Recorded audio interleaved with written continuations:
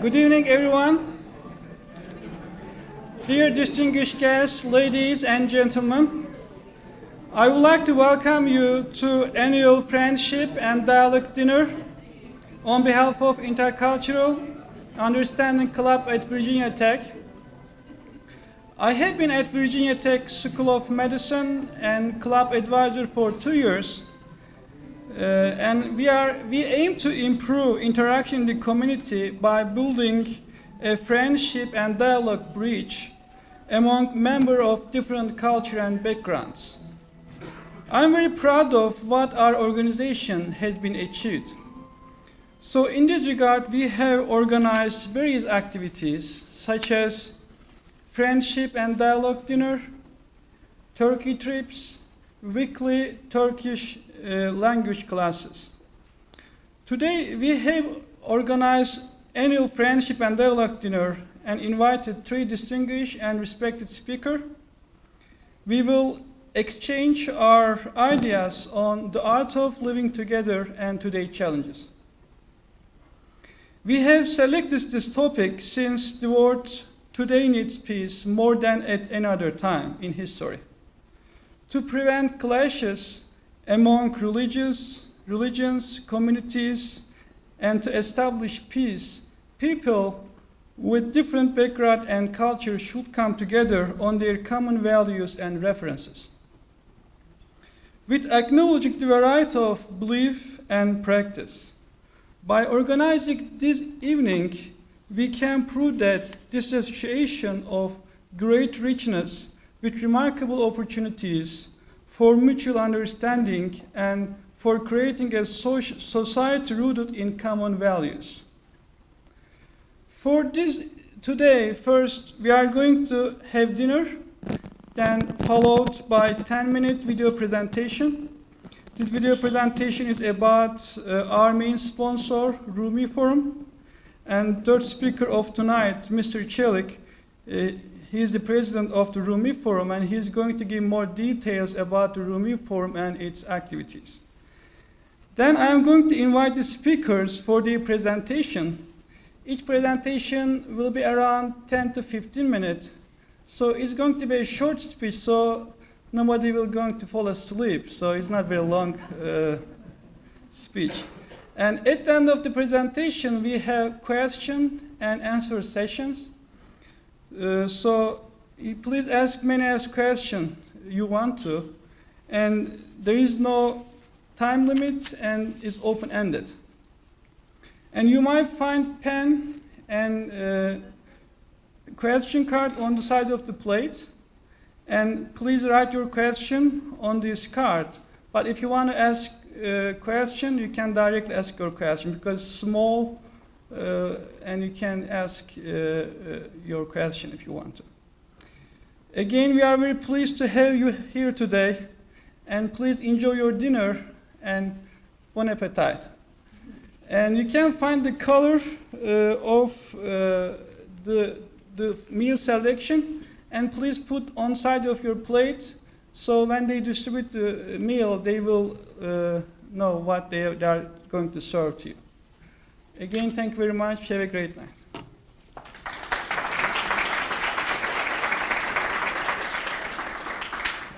My honor to ask Dr. Mike Elbrock.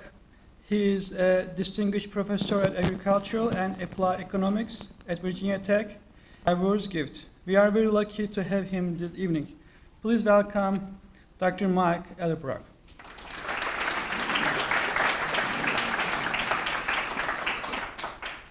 2 quick stories. When the Great Wall of China was built, It was built so tall that no invading army could scale over it. It was built so wide at its base that no invading enemy could tunnel underneath it. And yet, in the first 100 years of China's Great Wall, China was successfully invaded by outside enemies 3 times. How?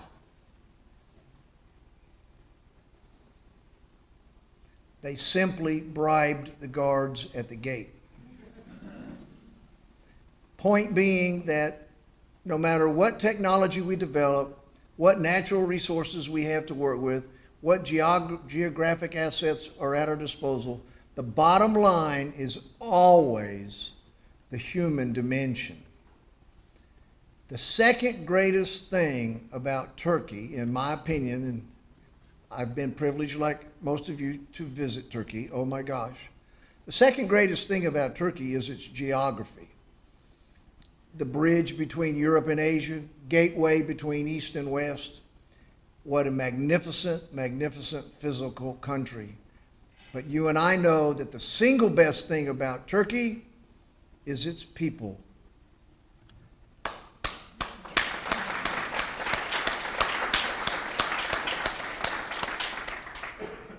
In 1942 in London, true story, a young mother is frustrated with her 12-year-old daughter who is rebellious and defiant, flunking out of school, hates school, ADHD off the wall, right?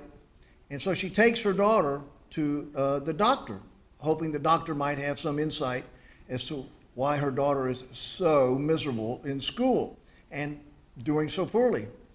They go to the doctor's office, and he's sitting in his office listening to music on the radio. And when they come into his office, he turns down the radio. He doesn't turn it off, he just turns it down.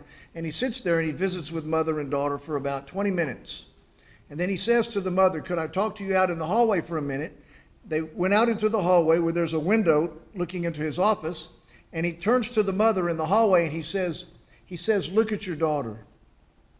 She's sitting there, the whole time she's been beating to the music with her legs. There's nothing wrong with your daughter. She's a dancer. Take her out of regular school, put her in a dance academy, and let's see what happens." The rest is history. That daughter is Gillian Lynn. Gillian Lynn is one of America's most famous, most noted dancers and choreographers. She choreographed Phantom of the Opera on Broadway. She choreographed Cats on Broadway. She choreographed the Muppet movie and Chitty Chitty Bang Bang. She has danced in over 100 musicals and choreographed tons of Broadway shows. She's one of America's most talented artists of all time. At 84 years old, she is still dancing. What are some of our challenges today? To be as wise as that physician was in London in 1942, and to see people's differences as gifts. Thank you very much.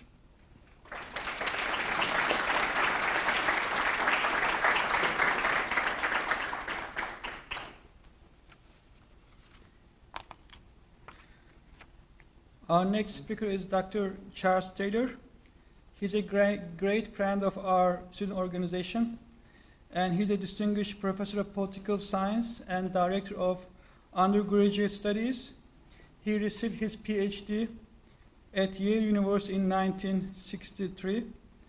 Dr. Taylor is incredibly successful in his academic life, and he has been teaching for 52 years at William and Mary, Yale, and Virginia Tech.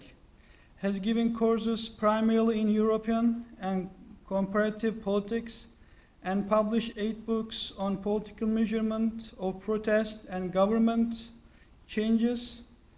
And he is a series editor of 17 books on post-communist election in Eastern Europe, and also he is a Presbyterian pastor and religious author. He was a participant in Turkey's summer trip this year, organized by our club. And his today's topic is Should Civilizations Clash? Please welcome Dr. Charles Taylor.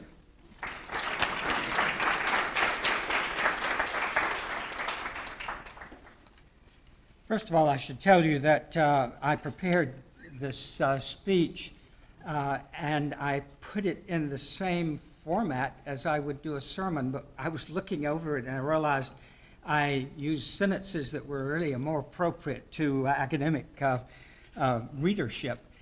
So let's hope that I'm able to read all of these long sentences as we go through.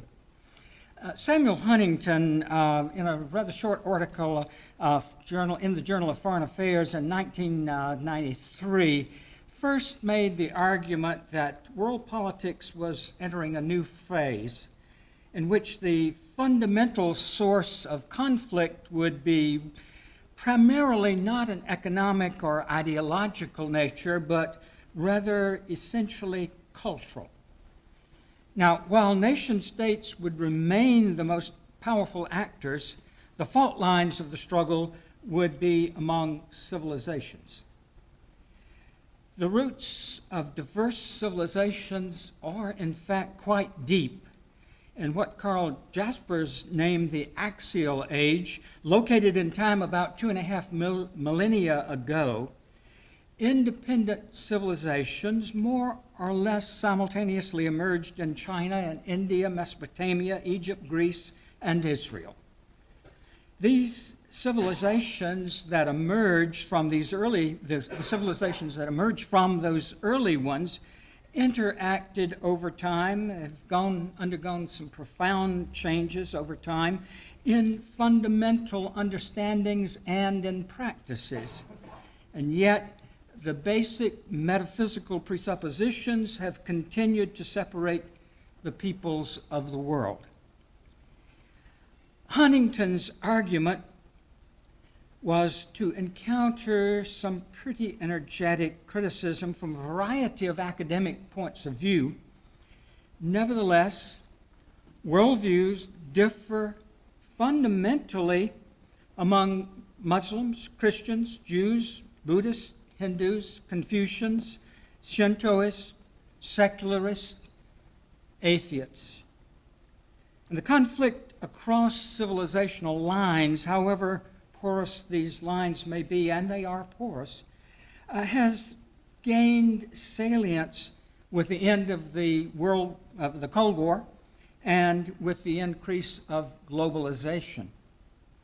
Those who predicted a liberal global agenda and the end of history upon the fall of communism were simply wrong. History always continues, writ large in the big events of the time and writ small in most of our everyday lives. It is indeed easy to talk across cultures, but much less easy to communicate. We have technology for the former, but less will to do the latter. And the worldviews within individual civilizations are rapidly shifting as well. In the West, we live in a time of atheistic revival, a post-Constantine era, a culture of relativism, an emphasis upon self-actualization. In what some consider cultural imperialism, these values are seeping over to other civilizations as well. At our best, we talk with one another, recognizing that there are different interests, different values, different basic presuppositions of reality. We attempt to grasp ultimate meaning without insisting that everyone else agree with our conclusions. Of course, that calls for compromise in many areas of life, and we have to find ways to attain what we think is important while finding ways to allow others to achieve their goals and what they cherish as well. In a globalized world, there are significant interests that are common to all of us. Even when we speak of the importance of diversity, there is a commonality in what we're doing. In the university here, for example, we recognize the right of others to be their own ethnic, linguistic, religious, gender, political, and social expressions. And yet, we hold in common our pursuit of factual knowledge, understanding, and even wisdom. In the same way, in our interactions with those of other civilizations, we need to recognize differences and still stress commonality. But the world is not exactly overpopulated with people seeking commonality. Unfortunately, the contact among civilizations through globalization sparks a quite different response for some. One can feel threatened by the other, the unknown, the stranger.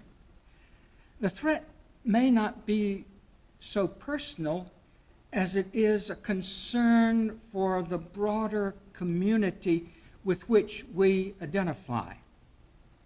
We feel threatened as a society.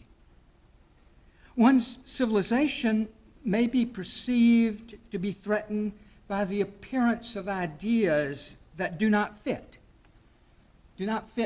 those things we take for granted, about the nature of the universe, about all that is in it and beyond it. I learned in physics quite a couple of millennia ago that every force sets off a responding force, a reacting force. And I've come to believe that the same is true in politics as well. Very soon after the Green Party in Switzerland was founded, the Automobile Party was created in opposition.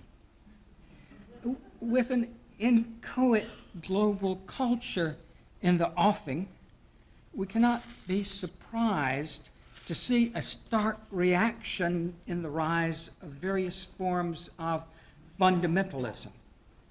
I use the word fundamentalism rather loosely and with some hesitation, but for want of a better word. The reaction to modernization, to globalization, to secularism, to say nothing of postmodernism in Hinduism, Judaism, Islam, and Christianity, is an attempted defense of varying actual age remnants. What these various defenses have in common is vindication. Vindication of old values, of old languages, old practices, as of their respective civilizations. This they do all too often through harsh judgments, not only against the stranger, but also against those within their own civilization whom they perceive to have moved away from the strict interpretation of traditional standards. They promise direct access to the sacred and reject science and its methods in order to sustain previous understandings of how the physical universe works and why. Even so, the various fundamentalists also themselves have in common their willingness to use modern methods of communication and terrorism, of forcing their ideals and goals upon their fellows. Paradoxically, ancient scriptures speak to this question of approach to the other. The Torah includes this commandment: when strangers sojourn with you in the land, you shall do to them no wrong. The strangers who sojourn with you shall be to you as natives among you, and you shall love them as yourself, for you were strangers in the land of Egypt. I am the Lord your God. And yet, one still needs to be true to oneself. In the Hadith, we find Islam began as something strange, and it shall return to being something strange. So give glad tidings to the strangers. The faithful are to continue faithful to their underlying metaphysical presuppositions. We live in a diverse world. We can accept that. We must accept that. We must search diligently for ways to understand and cooperate, and yet to maintain our own identity at the same time. The alternative is too sober to contemplate. 3 days ago, we remembered Kristallnacht, the night of broken glass in Germany. 75 years ago, on November 9th, German thugs burned synagogues and killed Jews as an early act of the Holocaust. 6 million Jews, Roma, and homosexuals died because of their ethnicity, their religion, their sexuality. That's not the kind of world we want to live in. Should civilizations clash? Of course not. We are all strangers.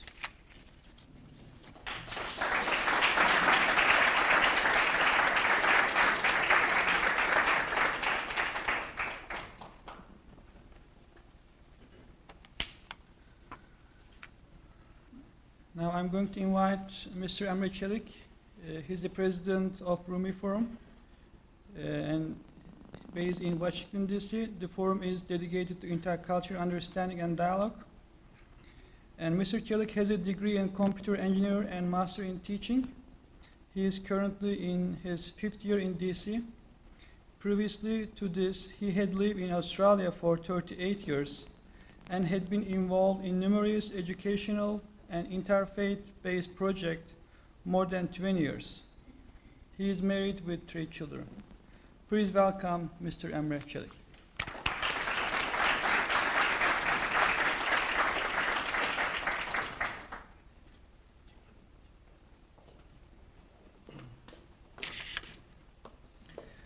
Distinguished guests, ladies and gentlemen, what a privilege and honor it is to be amongst friends and colleagues. I thank the organizing committee to have invited me. It is a pleasure to be taking part in this memorable occasion. And I usually have a rule after such distinguished speakers, and I'm going to have to update that rule. I want to personally thank Michael and Charles. I learned after speaking after a Southern Baptist that I not speak after a Southern Baptist. That is quite eloquent. I'm going to update that to include not to speak after Virginia Tech professors and Presbyterian pastors. So thank you for your enlightening words, which leaves me basically not much else to say, and I will keep it short. I've had the privilege of being here in the United States for the last, well, coming on 5 years now. I come from down under, Australia, as the introduction mentioned, and I lived my whole life in Australia by the last few years here in the United States. And I preside over the Rumi Forum. You've seen a clip about what we do or what we try to do, so I won't dwell on that per se. But I do have the honor of attending functions where I get to speak. We have about a dozen chapters in the Mid-Atlantic area, Delaware, Maryland, Virginia, West Virginia, North Carolina, and Kentucky. So I have the opportunity speaking at numerous events around the themes and values that we like to uphold. I was at 2 events, one where I was sitting with state legislators in one of those states. I won't give away which one. And they'd been on one of our trips to Turkey with our local representatives. And we're having a great conversation. And the representative, after our half an hour discussion, turned to me and he said, Emre, you know, these local representatives do great things, and your wider network in Turkey does great things, and I see what you're doing is in DC is great. And he leant over and said, but it's too good to be true. So I took that on notice, and I, you know, tried to clarify what we're doing and why we're doing it. And I was particularly surprised because he'd known of our activities at the local level and the wider network. And within 3 days, I was in a different state. And quite coincidentally, it was an awards evening in one of our chapters, and I was presenting an award to a local federal bureaucrat.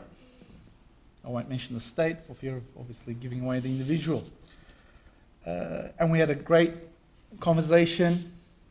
He was accepting the award. He'd done the research, you know, reputable organisation to be able to take the award from. Obviously, if you're accepting the award, the Ruma Forum and their partners in that locality. And then towards the end of the evening, to my surprise, he leant over to me and similarly said, Emre, what you're doing is great, but it's too good to be true. I mention this only because I think it's not so much an American phenomenon or a phenomena that belongs to one particular faith or race or cultural community that allows us to be doubtful about the other. I think this is human nature and a part of the human psyche. I kind of refer to this as kind of an innocent ignorance, that a large proportion of the people that don't know who the other is, and this I think includes a lot of us, that aren't able to learn about people of different backgrounds, of different race, religion, worldviews, political views, via media or via other sources, can have somewhat of a haze or a polluted concept of that other. So their ignorance can lead to fear or some doubt. And I think organizations like ours, through coming together, breaking bread, whether it's in large gatherings or through our homes or through our personal interactions, play a crucial role that needs to continue beyond this evening. So I want to thank each and every one of you. By playing a part, I'd like to think that this is a first step in that journey that we hear about. The first step in a journey of 1,000 miles starts with that first yard, that first foot. So I want to congratulate my colleagues in bringing us all together. I look forward to seeing you at future events and of course hearing of the success of the IIC here in Blacksburg. And I wish you all a prosperous evening, and thank you for being patient and listening to me. Good evening to you all.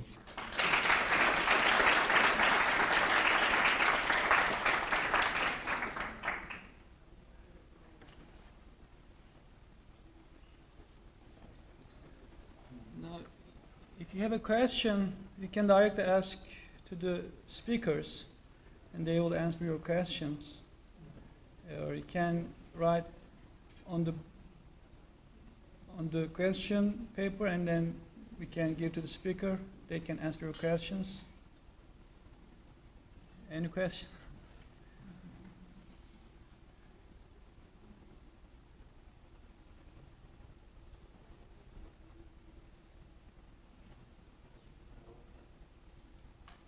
No? In ice.